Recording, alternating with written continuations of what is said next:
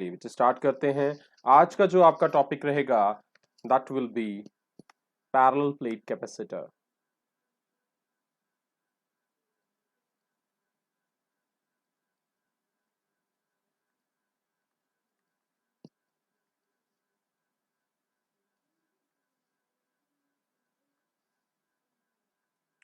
So parallel plate capacitor बच्चे हमने capacitor पढ़ रहे थे। कैपेसिटर की सीरीज में सबसे कॉमनली यूज्ड कैपेसिटर है जिसमें दो पैरेलल प्लेट्स जिनका सरफेस एरिया ऑलमोस्ट सिमिलर है वो एक दूसरे के आमने सामने रखी जाती हैं।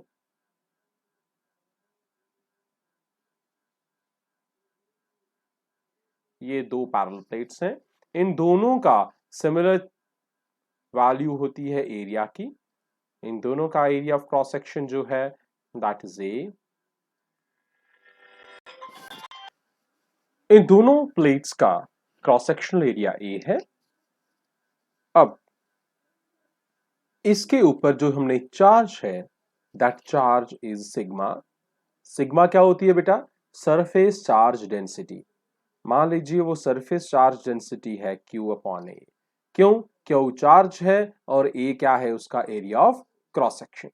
हमने कुछ लास्ट लेक्चर्स में जब हमने गॉस की एप्लीकेशन पढ़ी थी तो electric field due to a sheet हमने पढ़ा था E is equal to sigma upon epsilon naught. पढ़ा था बेटा? ये पढ़ा था ना हमने? जो दो शीट्स पढ़ी थी, एक इनफिनाइट शीट का और आपके पास दूसरा था लॉन्ग कंडक्टिंग वायर का।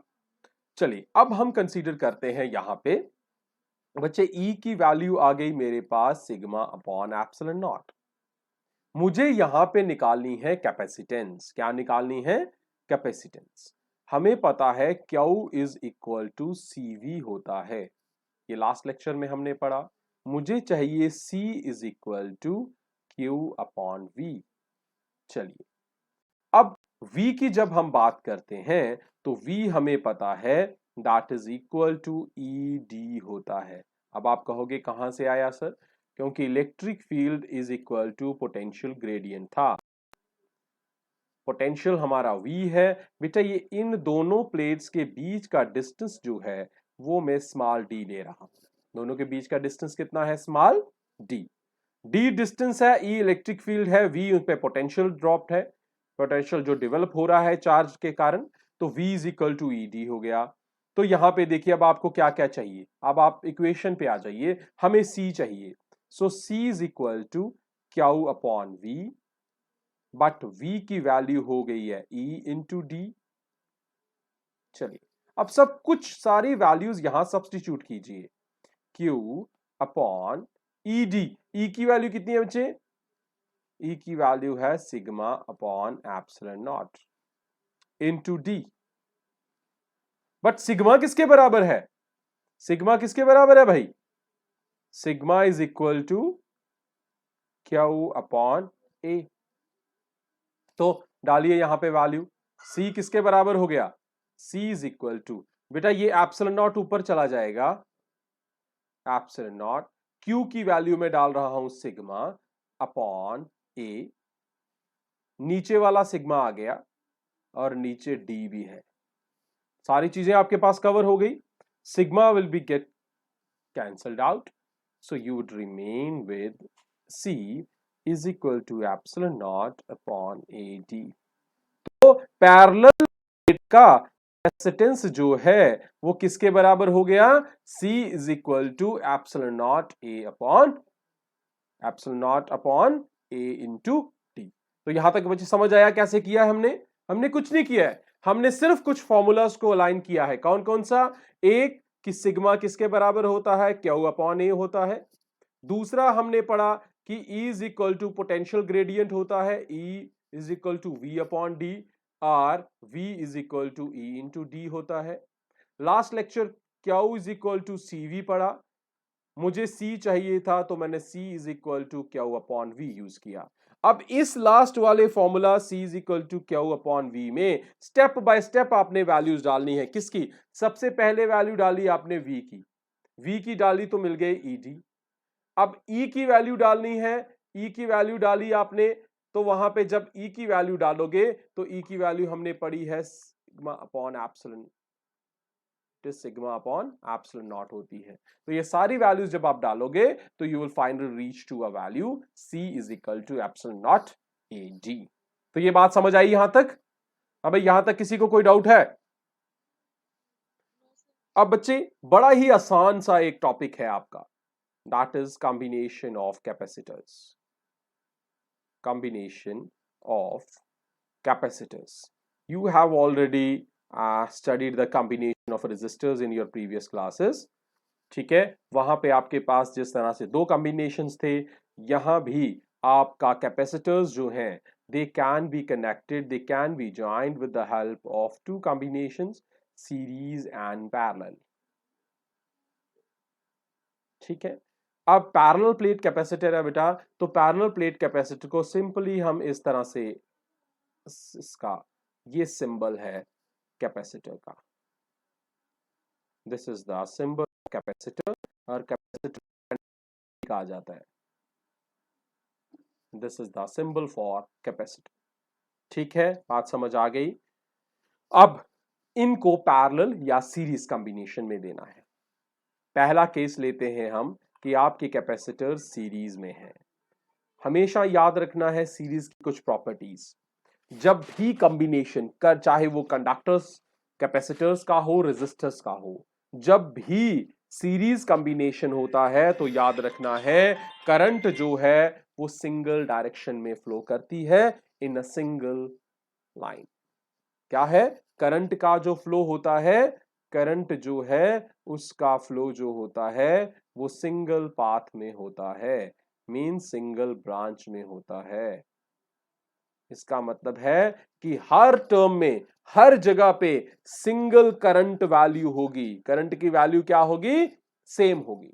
बेटा अगर करंट की वैल्यू सेम है तो इसका मतलब है चार्ज की वैल्यू सेम है। चार्ज की वैल्यू क्या है? सेम है, because current is the flow of charge.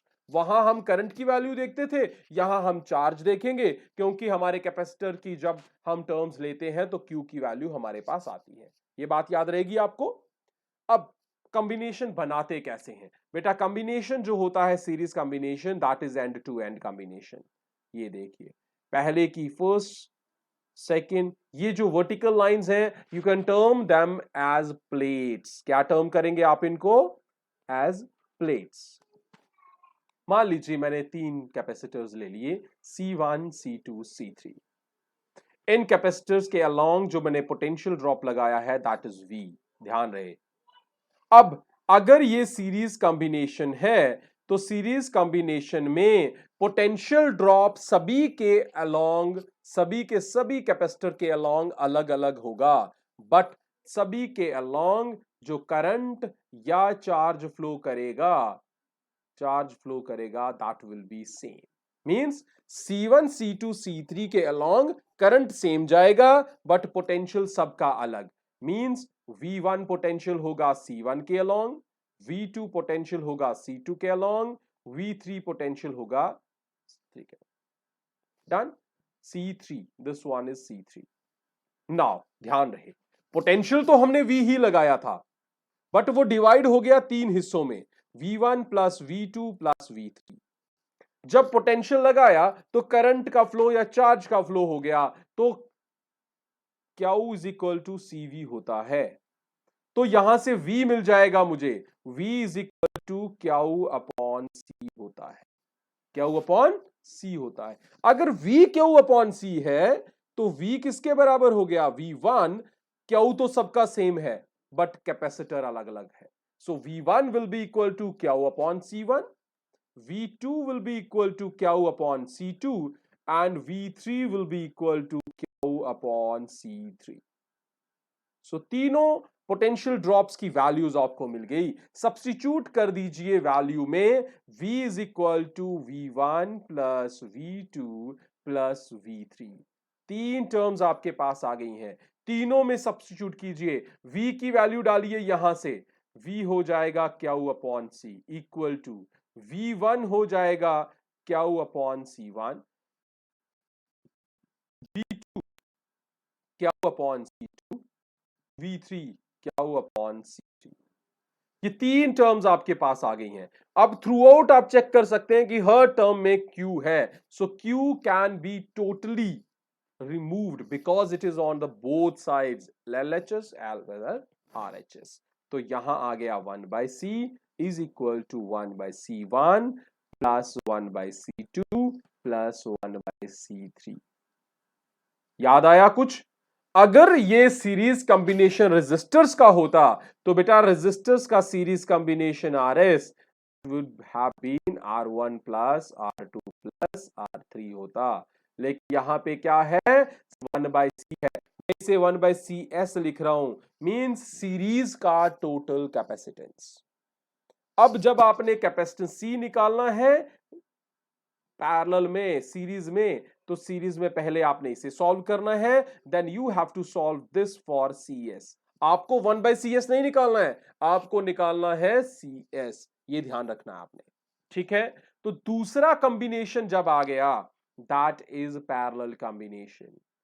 Parallel combination की बात याद रखनी है, करंट डिवाइड्स, पहले वाले में करंट डिवाइड नहीं होती थी, नाउ करंट डिवाइड्स। अब वोल्टेज पोटेंशियल सेम रहेगा, अब कॉम्बिनेशन कैसा होगा, between ends, the combination will be between ends.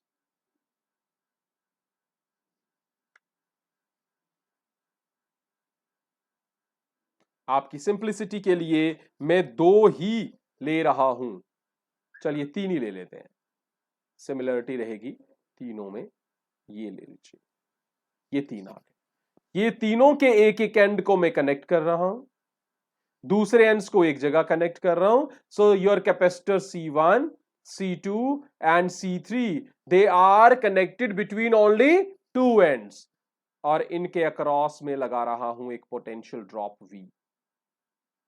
ध्यान रहे V will be similar to all, V will be same to all, but the charge produced by this V, अगर वो Q है, that will be divided into three parts। Now कितना divide होगा depend करेगा C1 की value कितनी है, C2 की कितनी है, C3 की कितनी है। मान के चलते हैं Q1 गया C1 से, Q2 गया C2 से, Q3 गया C3 से, done.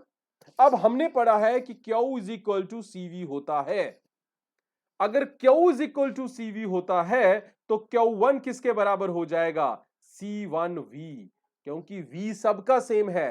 Q2 will be equal to C2V और Q3 will be equal to C3V।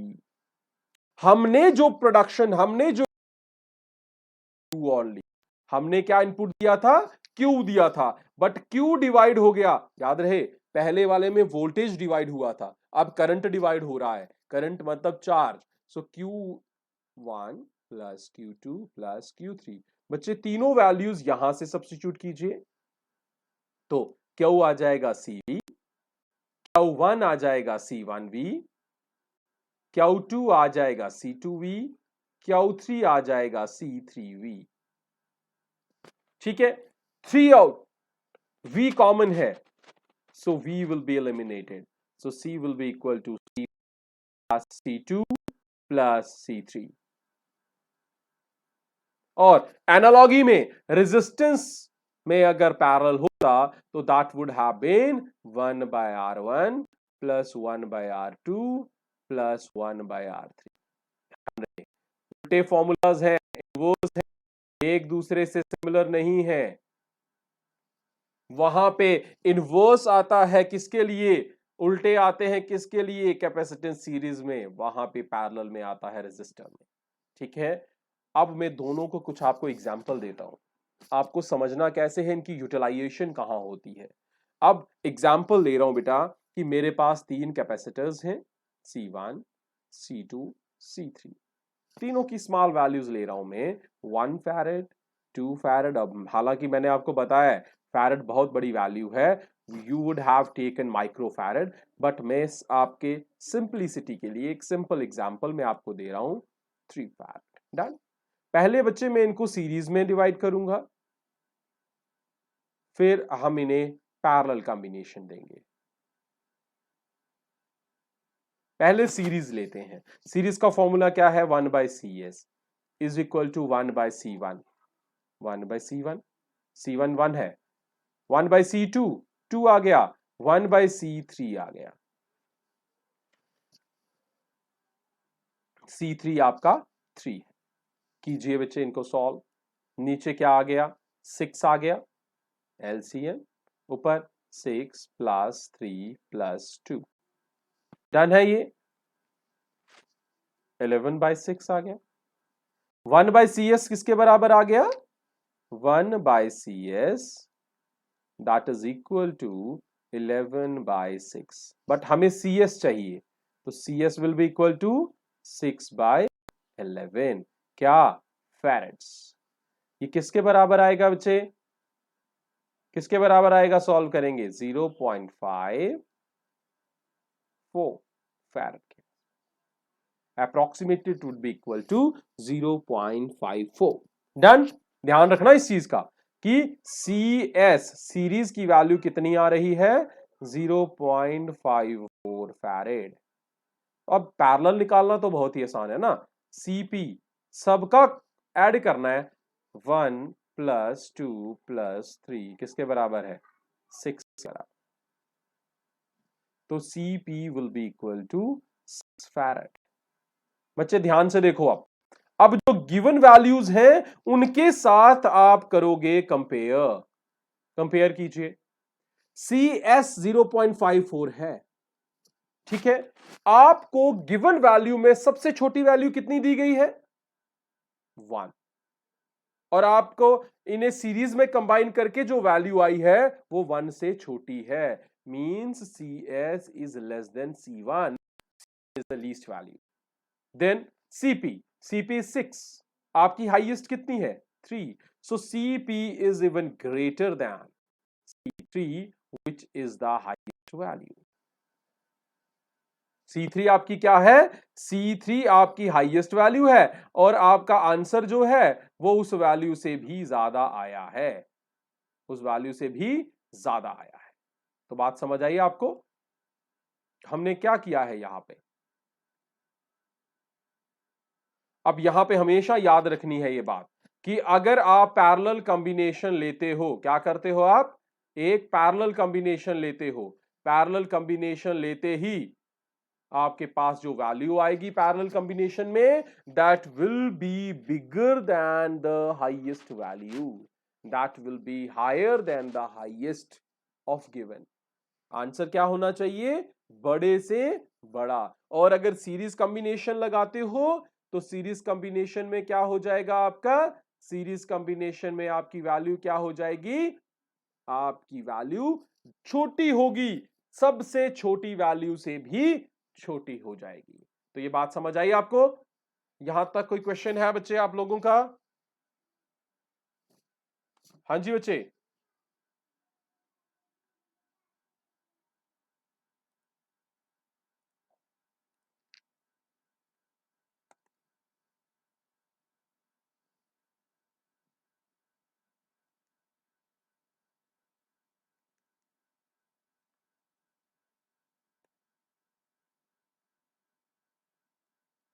ठीक है, चलिए आगे मूव करते हैं। एग्जाम्पल लेते हैं कुछ। आपको क्वेश्चन क्या आ जाएगा? आपको क्वेश्चन आ जाएगा फाइंड द। अब ये दो केसेस तो मैंने आपके ले लिए जब एक सीरीज निकालना था, एक पैरेलल। अब आपको इस तरह क्वेश्चन नहीं आएंगे। Your questions will be given like this. एक कैपेसिटर, दूसरा capacitor. You will be given to find the value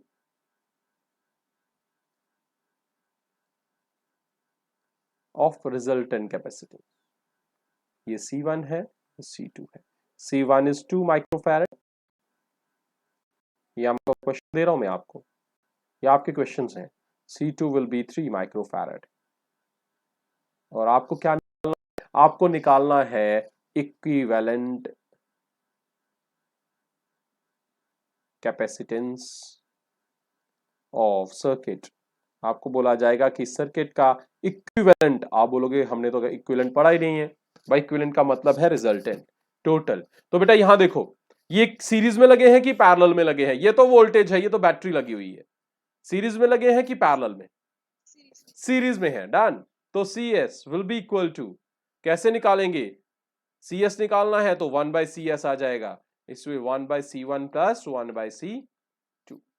तो 1/CS will be equal to 1/C1। अब ध्यान रहे 1/C2 2 माइक्रोफैरड है। सबके अगर यूनिट सेम है तो आपको माइक्रो साथ में लगाने की जरूरत नहीं है, वो सबका सेम ही आएगा।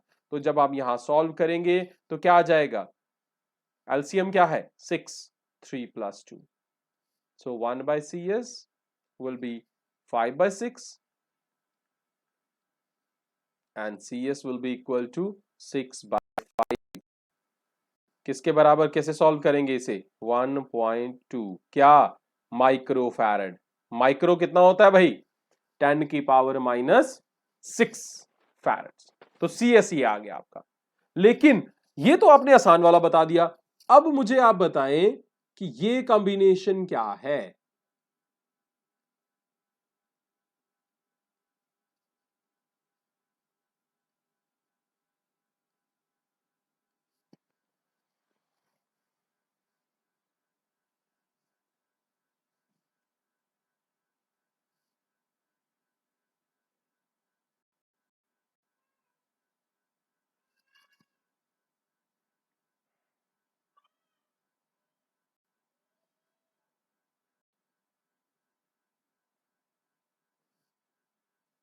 ठीक है भाई, तो अब कॉम्बिनेशन कौन सा हो गया बच्चे?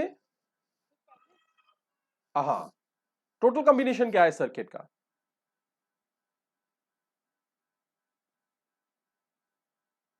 पहले क्या है? किसके सीरीज में बेटा? ये वाला हिस्सा इस बड़े वाले हिस्से के सीरीज में है ना।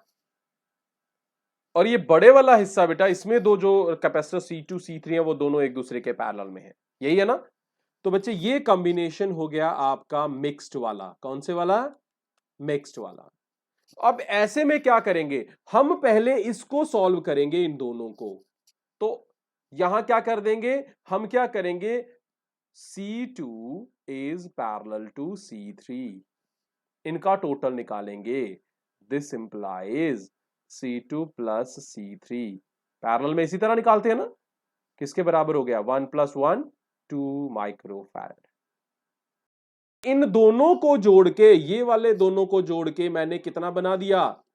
2 माइक्रोफैरड है। मतलब इन दोनों की जगह में एक कैपेसिटर लगा सकता हूं जिसकी वैल्यू कितनी हो? 2 माइक्रोफैरड की। मेरे पास आगे ही C1 है जिसकी वैल्यू कितनी है? 2 माइक्रोफैरड। अब हमने एक निकाल दिया C2 C3, वो क्या था? पैरेलल वाला था, CP is equal to 2 microfarad. समझ आया? हमने क्या किया? मिक्स्ड कॉम्बिनेशन था किसका? एक कैपेसिटर का एक पैरेलल के साथ।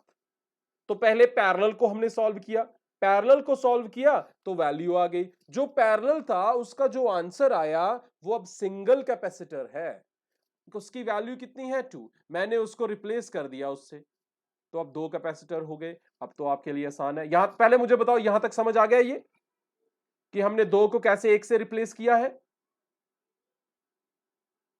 कुछ जो 2 को ऐड करके आया वो उसको 1 बना दिया हमने। अब टोटल आ गया C1 1/C1 प्लस 1/CP, ये आपका आ गया 1/CS।